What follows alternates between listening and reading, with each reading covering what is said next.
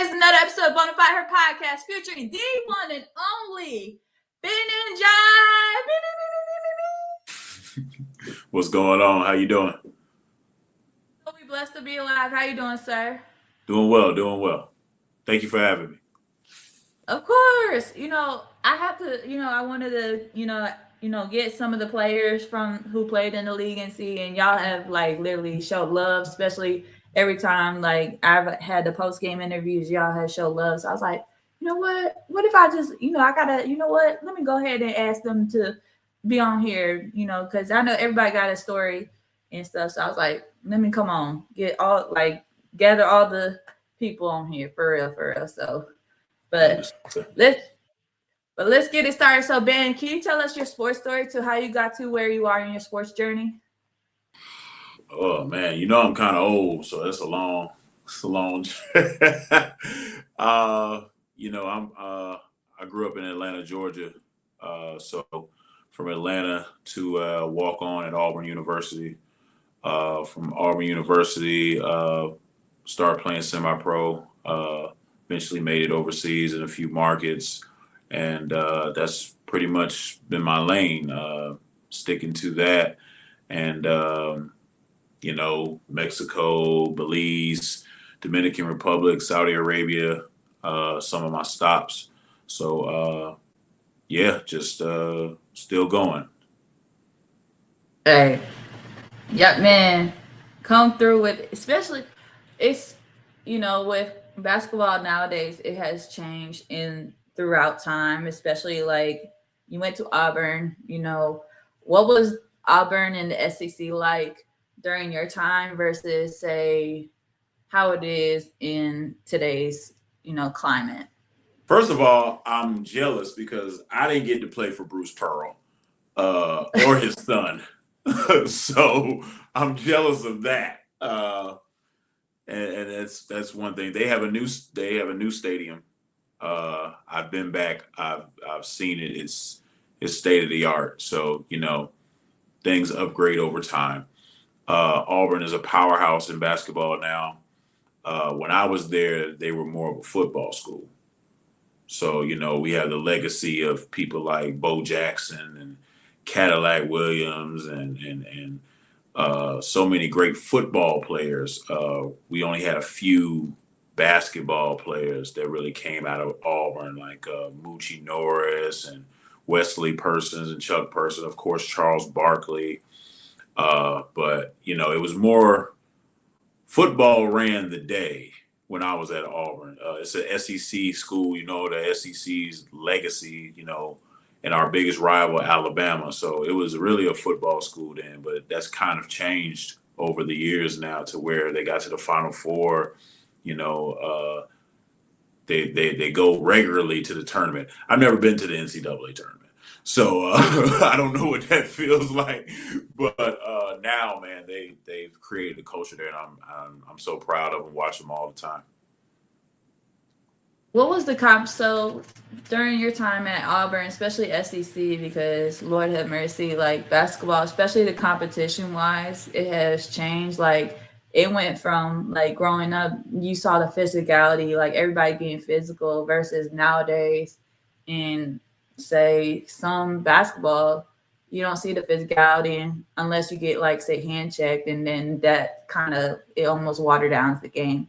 So what would you say the competition like during the SEC when you were playing?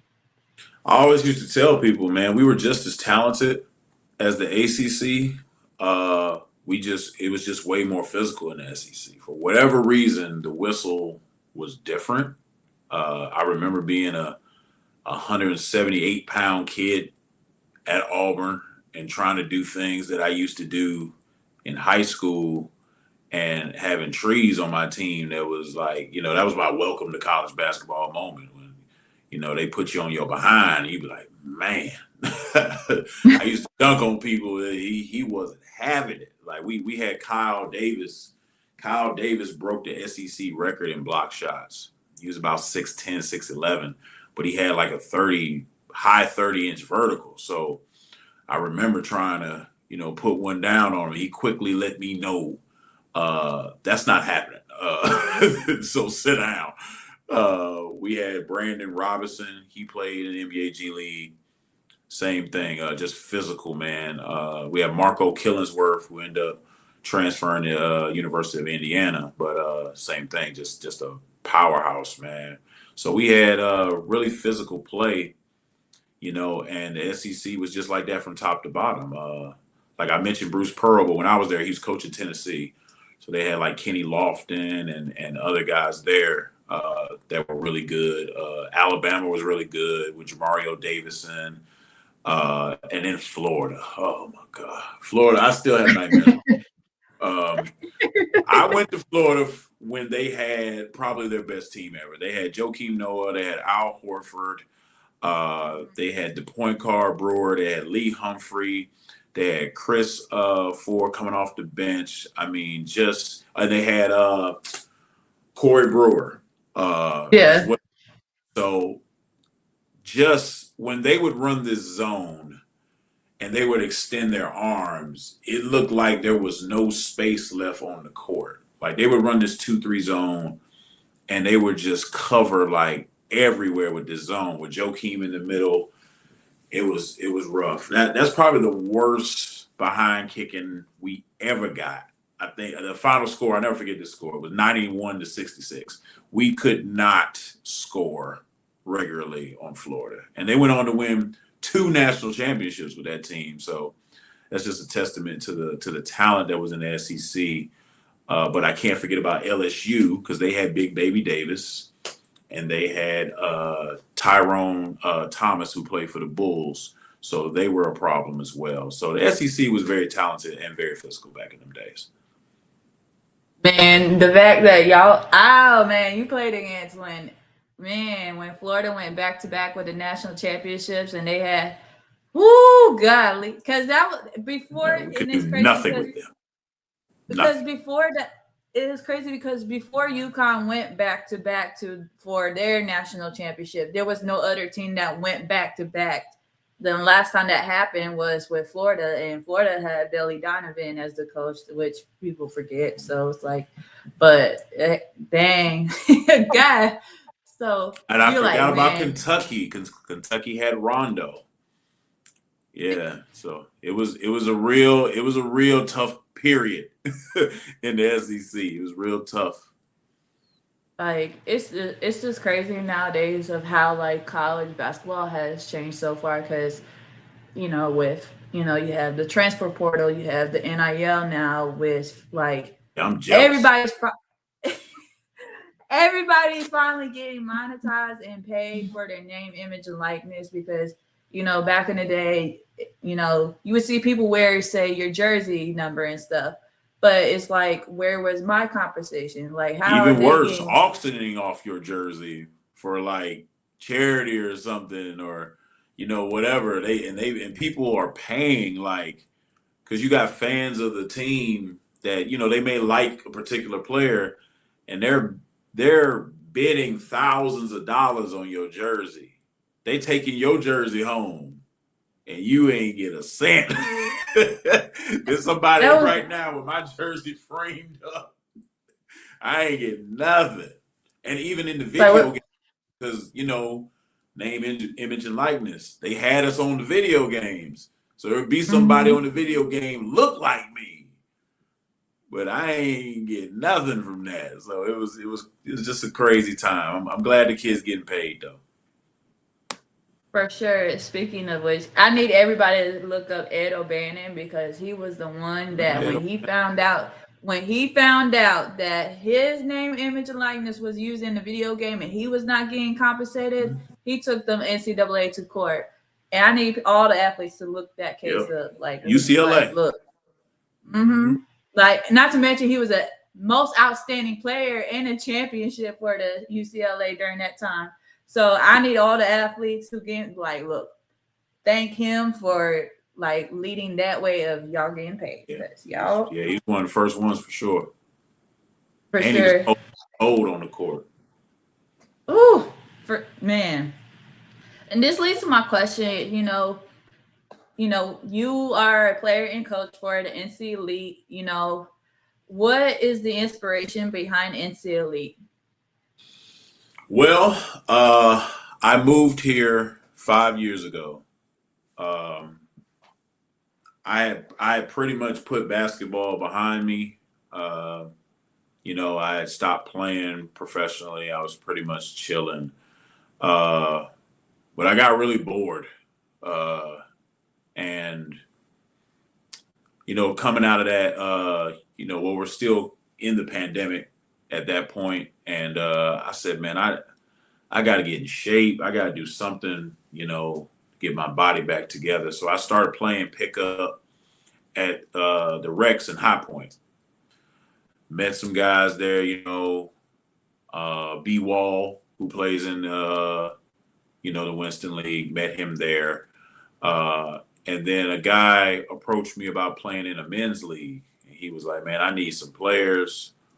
Would you, consider playing in the men's league?" And I said, "All right, cool. I ain't doing nothing." I had no idea what I was signing up for. I'm not from North Carolina, so I had no idea the hoops that was in North Carolina. I had no idea what I was walking into. I thought it was gonna be like a little, a little relaxed men's league. I go out there, get 20, 30 and chill out. I had no idea. These guys were coming at us. And I was like, yo, I was like, oh no, if I'm gonna play in this league, I gotta lose some weight. I gotta lift some weights. I gotta get back. I gotta practice. This is not this is not what I thought it was gonna be. So when I was playing in that league, we was playing for a team called Level Up. That's when I met James Sinclair. Uh, we met. We were on the same team, and it was me, him, and another guy named Don did primarily all the scoring because our team wasn't that talented. But we were just trying to make it work. And after we got our tails kicked in by teams like the Lakers, the High Point Lakers, the Winston Salem Lakers, the MOBs, the Death Rows, all these teams would come through and just beat us down, right? And we was like, man, we gotta make something so we can be competitive. I'm tired of getting blown out. Like this is enough. James got 20, I got 15, Don got 12, we down 35. That's it's bad. So that was the original thought process around NCLE. Make a team that's competitive so we can compete in these leagues. So, James took the lead on, the designs for the uniforms. Shout out to our boy Wesley for making our first logo. Shout out to my boy Jermaine Barnes for making our other logo. And we just started to recruit players out of private runs, out of pickup. We just started to find guys that wanted the same thing. Because there's so many players in the triad that, they all can't be on the same team. And a lot of guys end up on really bad teams because they don't have the connections to get on a good team. So we were looking for guys like that, looking for standout players that wanted to win. So that's how we came up with the concept NC Elite. And, we just been going ever since. A lot of deep playoff runs. We've won one championship to date. And we're just trying to still build on that legacy. For sure, because man, every weekend, it'd be like every weekend. If I know I was gonna have a post game interview, I'm like, NC League won, and it'll be like, all right, who's the top scorer? Like, it was either Fife or Darius. That would be like the top scorers, and I'm like, sometimes they'll be like, I know they're probably getting tired of having me to interview, but I'm like, you know what? This is great exposure for them because it's like this is great exposure for the team itself too because it's like y'all rapper first of all, shout out to y'all because y'all would still have y'all jerseys when I would interview y'all, and then I was like, oh okay, I see why. Like, yeah, we representing the brand. I was like, okay, that makes perfect sense. Okay, cool. I was like, I'm here for it. So y'all, cause y'all got Five, y'all got Deuce, y'all got Darius, y'all got James y'all got James, and I'm like, y'all are loaded. Y'all got like Yeah. players. I mean, the summertime is hard because people are traveling, so we tend to load up a little more than normal because people, gonna take their kids on vacation. They might miss a few games. I missed a few games. I went to Nigeria in the middle of the season, so we try to. Hey, so and so ain't gonna be here, man. We got to put more people on this team than normal. So that's what we were doing. We had a big guy on the team. He actually never made it to a game. Injuries, traveling. We had everybody know Clip. He's played in Winston before, so he was supposed to play with us, but injury and travel, he didn't get to play with us. But brought Big Jalen back. So yeah, we tried to load up because we knew guys were going to be with their families in the summer. For sure. And this leads to my question, with NC Elite, you have some players that, are working into saying continue their basketball career, whether it's like wanting to play overseas. Would you say NC Elite has like, with y'all's background, with you and James Sinclair's background and some of the other players' background of playing overseas, like, would you say that is like NC Elite is like the pipeline and helping players that want to continue to get their career in, say, their basketball career to help them go overseas? Absolutely, that's one of the things we started because before when I moved back, started playing, started getting in shape. My boy Jermaine Barnes reached out to me and said, "I need you for this United Cup tournament in the Dominican Republic." I said, "Bro, I ain't played professionally in years. I don't know. I don't know what I can give you." And he was like, "Look, man, just get in shape. Everything else will work out." I said, "All right." So I got in shape, went out there, and we messed around and won the whole thing. And when I got back, I was like, I saw the talent that was out there. I know the talent in the triad. I'm getting to know players and seeing that it's a lot of talented guys here that just need a look. So after my second time going out there, I approached James and I was like, "Hey man, you ever thought about, going out there?" Of course, one or two didn't have the connection, that's that, and third. So we put together a plan, got them out there. I brought my own team that year, the Georgia Panthers. So we competed, went 2-2, not bad for an American team because there's all type of nationalities of teams that are there. You got Dominican Republic teams, might have a team from Canada, might have a team from UK, might have a team like everybody tries to get into the United Cup every year. So me and James went back last year and we won. So that's when we were like, yeah, we need to start funneling guys that are interested. We can funnel them to, our many events that give them that look to go overseas. Of course, these events are not free, but if you attend, you'll get a real look, at going overseas and an honest evaluation as well, because there's a lot of dishonest evaluations in basketball in general. But we wanted to give people an honest evaluation and tell them, what their options are, what they need to work on, what they saw, and put them against some top competition. Because people think Dominican Republic and they think baseball. Let me tell you something. No. If anybody knows who Victor Liz is, if anybody knows who Chris Duarte is, if anybody knows who Jacel Perez is, these are guys that have been on Dominican Republic national teams, played in NBA G League, played in NBA Summer League. Like, they got some dogs over there. BJ Fitzgerald, who's not really from North Carolina, but has been around the triad. He's been playing in their league over there. Like, there's a lot of guys. I mean, Rayshawn Terry played in the LNB over there, so he knows. So there's a lot of guys that'll tell you, nah, Dominican Republic ain't no slouch, it ain't no joke. You ain't gonna go over there and just dominate. It's really fast, it's really competitive. They play up and down. So it's a professional league FIBA stats, Eurobasket updates. So it gives you your career. You know, for a lot of people, this is the start of their career. So it gives them what they need to succeed in the future. For sure. And first, the fact they said Al Harford's from Dominican. So if you know how the Dominican Republic Seen is, Al you Horford know. there. Seen Al Horford. Seen Cat, Big Cat. He was there on their national team. We played in a gym called Pueblo Nuevo. If you go in the back, they got a big mural of Steven Jackson in the back when he won a championship there. So a lot of NBA players played in the same gyms that we take players to.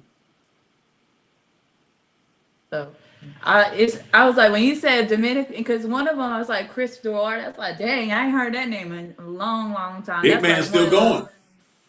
like the fact, like, man, I'm like, woo, like I'm about to say, if anybody knows, especially Al Horford from Dominican, you know how crazy Al Horford is, like, so.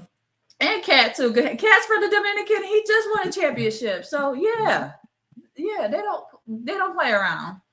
So, and this leads to my question. You have an experience with, playing overseas, and a lot of people like to overlook the overseas competition.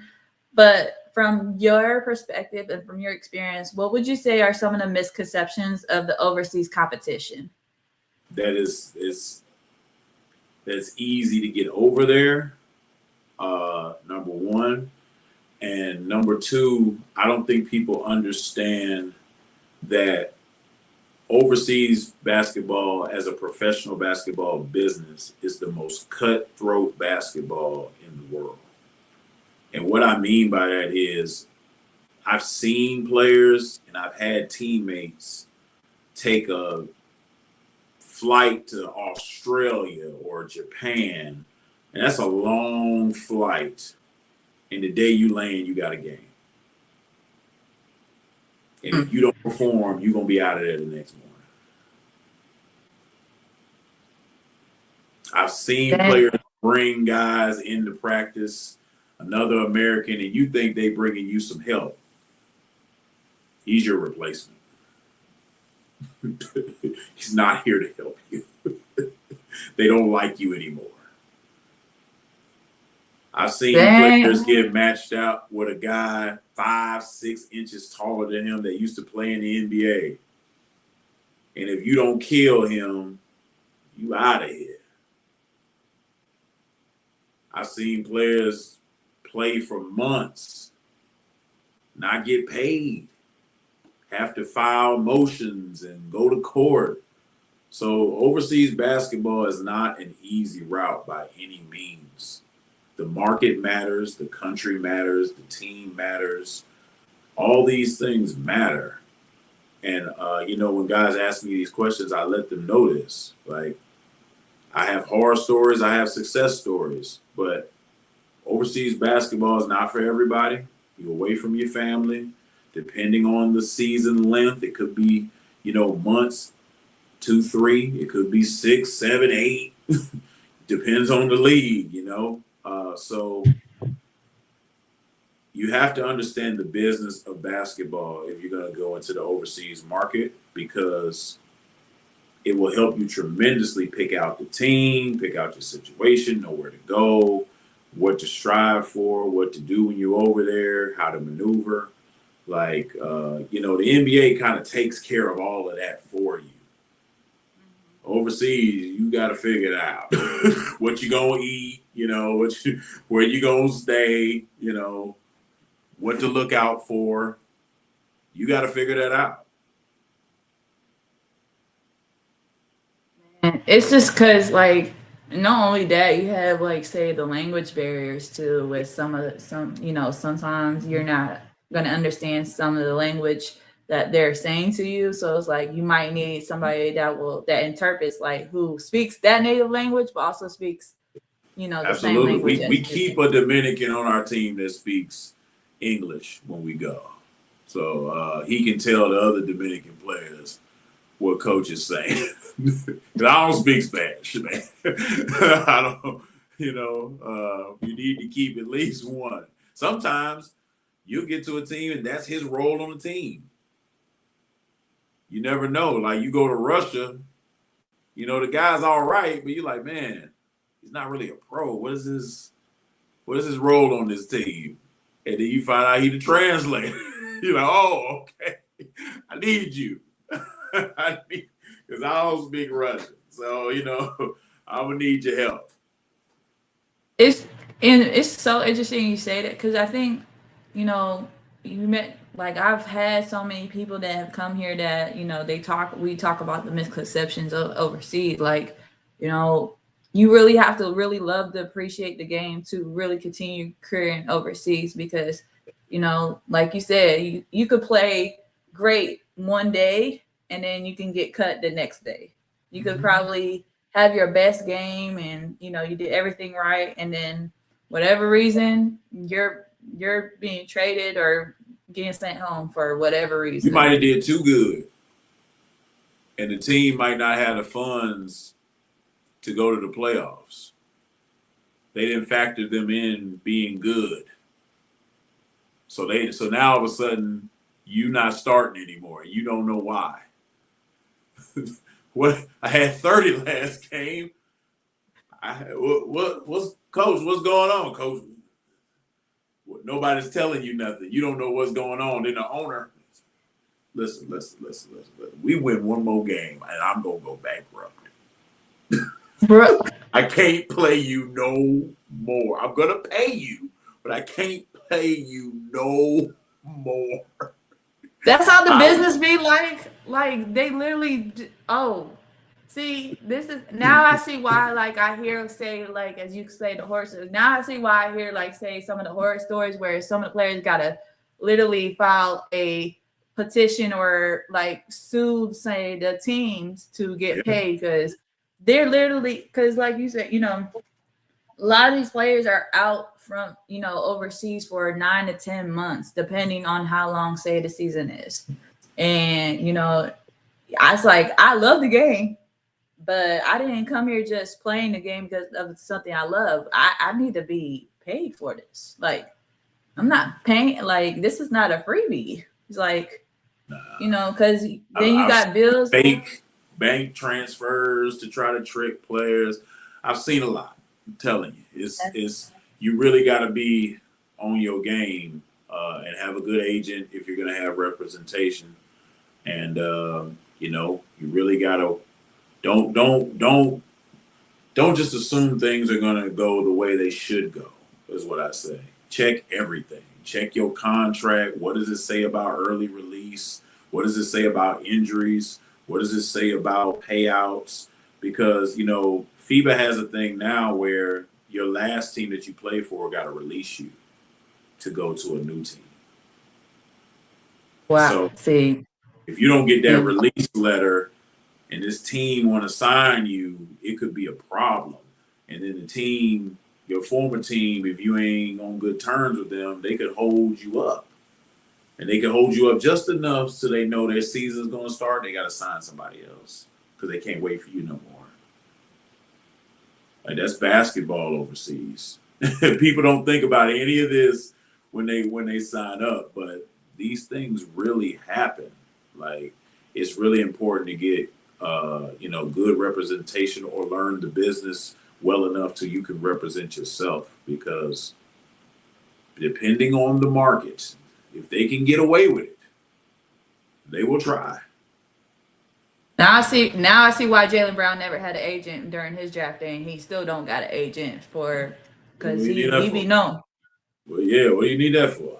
If you learn the business yourself and you educate yourself, you can maneuver how you want to maneuver. But on the other side, when you don't, you might have a situation that happened like Dennis Schroeder, where they wanted to offer him this, and his agent didn't really relay all the information. Now you Oh, sign him for so much less, and they're like, "Well, why you didn't take our offer? I never saw the offer. What are you talking about?" So see, that's grimy right there for on his not Dennis Schroeder, but his agent part. Like, why we were supposed to like if you and the agent supposed to be like this, we supposed to talk like so.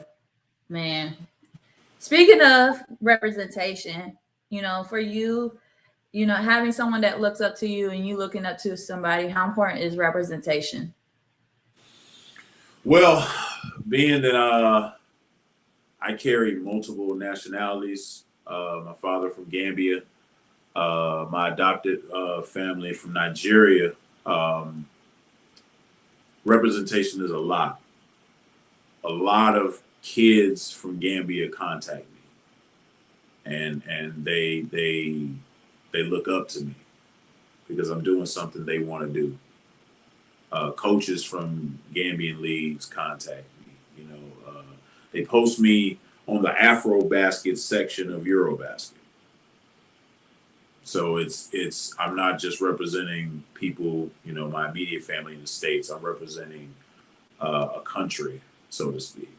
Um, because one thing about African people, when they find out you from there,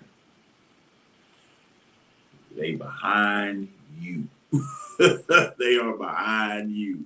So representation is something that is greatly valued in my community. So you have to represent them well. You have to represent yourself well. And, like Sudan is coming about as being a powerhouse in African basketball. And I look for Gambia to do the same thing. I just want to say that the fact that Sudan almost beat the United States like a couple years ago in the Olympic, I just want to Questionable say foul. They didn't call that foul. It was questionable. Could have beat them. I just want to One say because I just want to say because I was like, dang, like the fact that South Sudan almost beat the United States in an Olympic, I think was it a preliminary or an actual like Olympic like the regular season Olympics regular season to get to the medal games. Either or, that should tell you like anybody can get it. Anybody can get it any day of the week. You know, like because I think there's even some players that are in the NBA that were playing for South Sudan or Sudan for the Sudan, I think, if I'm not mistaken. Yeah, Wayne Gabriel, he's That's who played it in was. the NBA a bunch of times. Clark Jones, he played in the G League. So they had some players for sure. Yeah, so hey, don't sleep on the other international countries. And I'm gonna tell you, there's a lot of South Sudan basketball players from High Point. So don't be surprised in the future. You might see some of our hometown boys on that national team. Big Cool, he over there. It's a few, and I see them in the Drew. I see them in other leagues, and man, they coming. Don't be surprised. And maybe 5 or 6 years, you might see some hometown boys. We got one guy, I can't remember his name, but he plays in the ball league. The NBA sponsors the African League. He's from High Point, so and he's South Sudan. So I mean, telling you from the Triad, telling you they coming. They are coming. This leads to my question. I always say that athletes are here. First of all, is that the Black Panther little logo right there on the jersey? Yeah. That's kind of my one of my nicknames. So I was called that before the movie, by the way. So it's kind of my thing.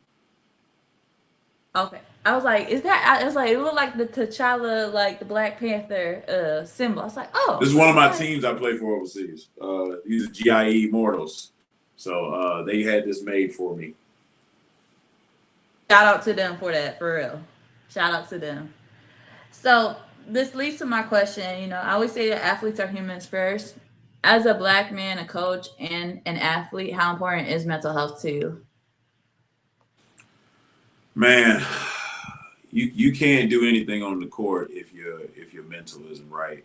When a player is struggling, when a player is going through things, and of course we all struggle because this is a game, and you're not going to be on all the time, but you can tell when a player's got some more stuff going on. You can tell when a player is struggling mentally. And as a coach and as a leader, you got to go to that player and try to figure out what's going on. You got to at least attempt to talk, to mentor, to advise, to assist. Uh, Even if you got to break up a fight, whatever, you got to do what you got to do, because for black men, we don't get all these chances sometimes. So I like to look out for my players, both here and abroad, because you don't want to see somebody make a mistake because they're struggling mentally that affects them for the rest of their life. And you know, that's just what it is. You got to take care of your mental health. Being a child of a mother that struggled with mental health for years, I can tell you it's imperative to, if you need counseling, if you need someone to talk to, you got to seek that out, whether it be parents, a coach, a psychiatrist, whatever the case may be. Get the help that you need so you can move forward and past the trauma that you may have experienced, because it's going to benefit you in the long run. Do you hope that more men and male athletes be able to open up without having that stigma being placed on them? I think a lot of people think that male athletes don't, but we just have our own secret societies and where which we open up. We call it the barbershop. We call it the cookouts. We call it the video games where they be live. That's where brothers be talking. But sometimes we do need that professional help, and I do encourage people that need that professional help to seek it, because those scars that you can't see, they don't go away. They're not going away on their own. You're gonna have to work through whatever that thing is that's causing you mental pain, and sometimes you need a professional to navigate you through that period of whatever happened. So yeah, I support 100% men getting the help that they need. Just from your perspective, because I'm always curious about it, because I always want to hear like from men and male athletes like about mental health. Why do you believe it is very hard for, say, a man or a male athlete to open up, especially when it comes to whether it's mental health or their feelings? Uh, and I can only speak for my era, uh, because my era is a little different from now. But when I was growing up, we were taught to be tough. We were taught to be tougher than everybody. We were taught to be strong. And a part of that training to be tough and pushing past through everything, it benefits you in athletics, but in life, it may not be the best thing depending on what you went through. Sometimes you shouldn't push through some stuff that went on that was really messed up, that was really, a traumatic experience, and you try to push through it, you bury it, you try to move past it. But those things have a way of resurfacing, in different ways. So I think it's the way, especially athletes and men in general, you're trained to not, be a crybaby. You got to lead a family one day. You got to be the man of the house. You got to learn how to protect and provide. And all those things are great. But at the same time, for the new generation, since we're aware of the dangers of that mentality at times, we still got to take care of our mental health. We still got to take a moment to say, man, that might have been really messed up, man. I need to really sort through my feelings. And it's just something, over time and different generations that it just has to change. We have to really look at the pain in our community and address it. That's real because, like, I've always, like I said, I'm always advocate for men's mental health because I feel like that does not get talked about enough. I think, like, Especially I overseas. mean, You really gotta have your mental right overseas because you're not with your support system. You're not with your family. If you have a woman in your life or a man in your life, they probably not gonna be there. You might be in a country that they can't even come to. You know, like when I was in Saudi Arabia, uh, I wouldn't recommend any women come there, honestly, because of how they treat women. So, you're disconnected from your support system, whether it be your kids, your parents, and you're figuring all this out on your own. You really only have your teammates. And if you don't connect with your teammates that great, you really got yourself. So your mental really has to be in a good space to continue to perform and try to do your job. Because if it's not, I've seen players get depressed overseas. I've seen players, start to break down mentally. It's not a good sight because as much as we push Americans to be tough, some of these other countries, woo, coaches talk you crazy. So you you really go spaz when some of these country coaches really get on you. Calling you all types of names, picking on you because you're an American. You're supposed to be this. You're supposed to, they a lot of these coaches had that mentality because we're projected as the best in basketball. So when you're struggling, they pick on that. Oh, you're an American. You're supposed to be this. And, da, da, da, da, da, da. And if you're not mentally tough, it can start to wear on you. So that's definitely something you have to have tight when you're going overseas, especially for those long seasons. yeah, you make a great point about it, especially like you said, like some of them they have, say, significant others and they're used to seeing them all the time. So like the closest thing to kind of seeing them is FaceTime or Skype or even talking to them on the phone. It's like, dang, like how am I? But like, dang, like that's all I can say is players, overseas players, get you somebody that will touch earth with you, that will understand your schedule. I promise you, make life like they better understand your schedule too. Like practice, games. And that Yeah. time difference, man, y'all gonna have to work it out, you know. That time And that time thankfully we difference. got FaceTime now because I first got out. We had nothing.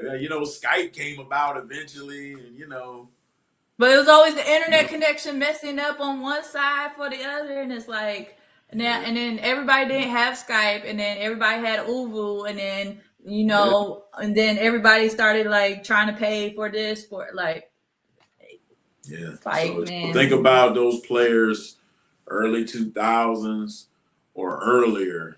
They was going through it. They man, really had to be mentally tough.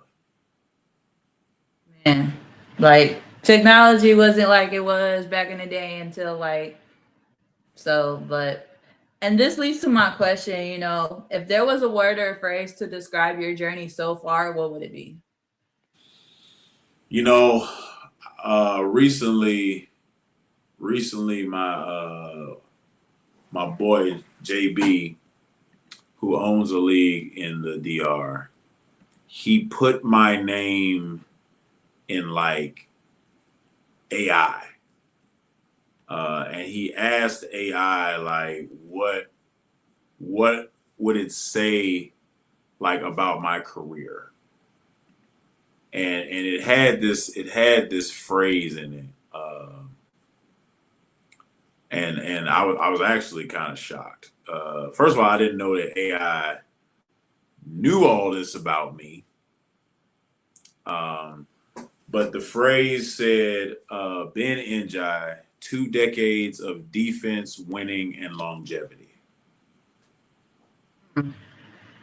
So that I think that encompasses my entire career.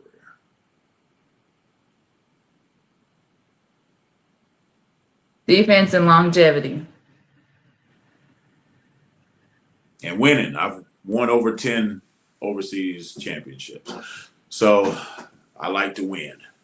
As my players and teammates know, I like to win. So that's what I'm about. Hey, when you win, you like, man, I can enjoy this winning. But when you feel that loss, it's like it feels a little different. It's like, man, this is why I want to win all the time. It's like I don't want to feel the loss again. Like, Keep you up but it. Keep you up it, so man.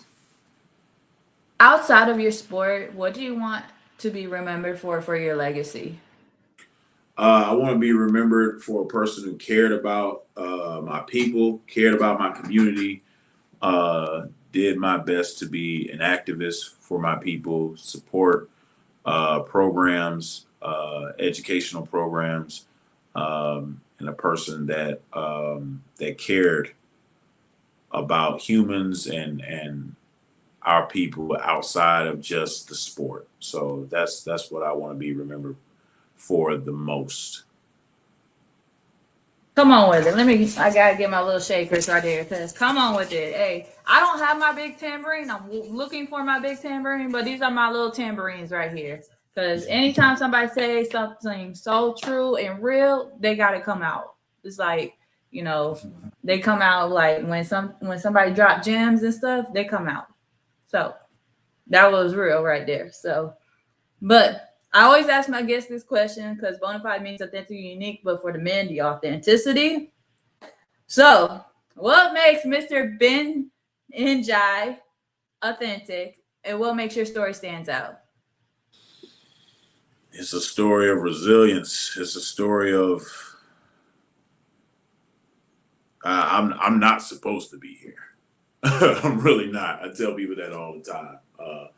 So my story stands out because it's not the traditional way to becoming a professional basketball player. It's not the traditional way that one becomes a champion over and over.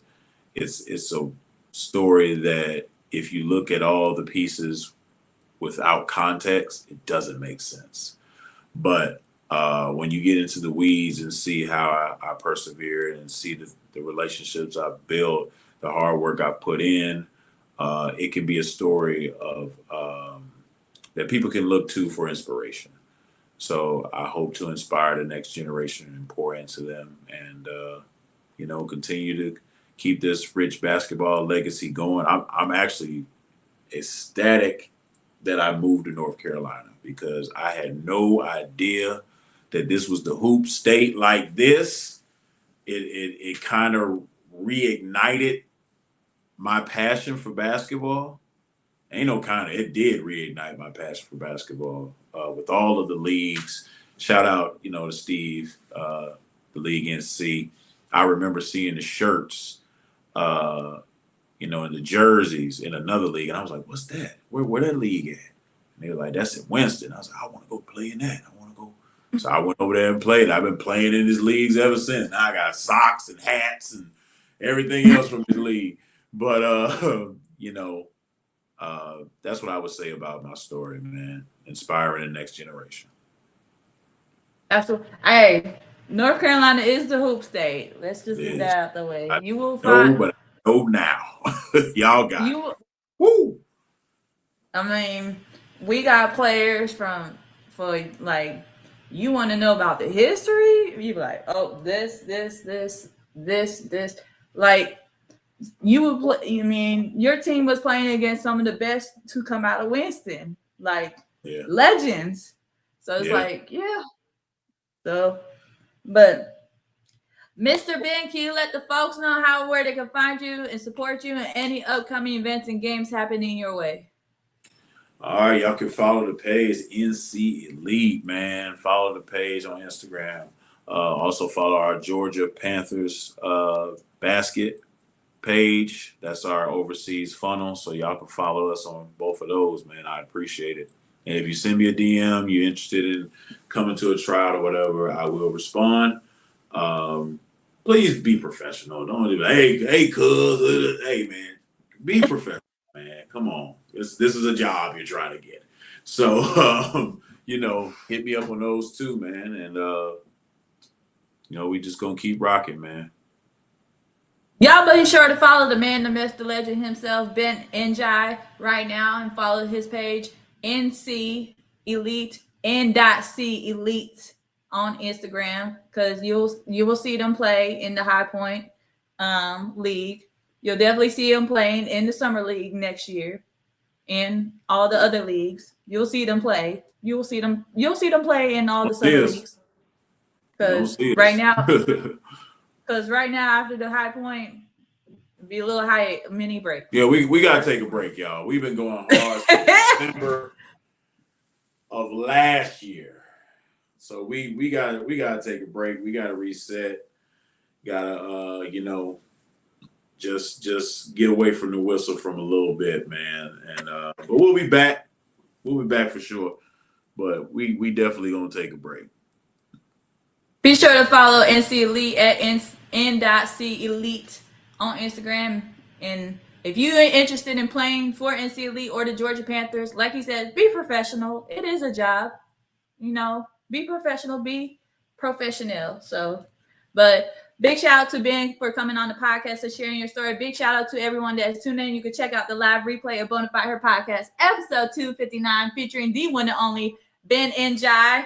Thank you guys for tuning in. Peace.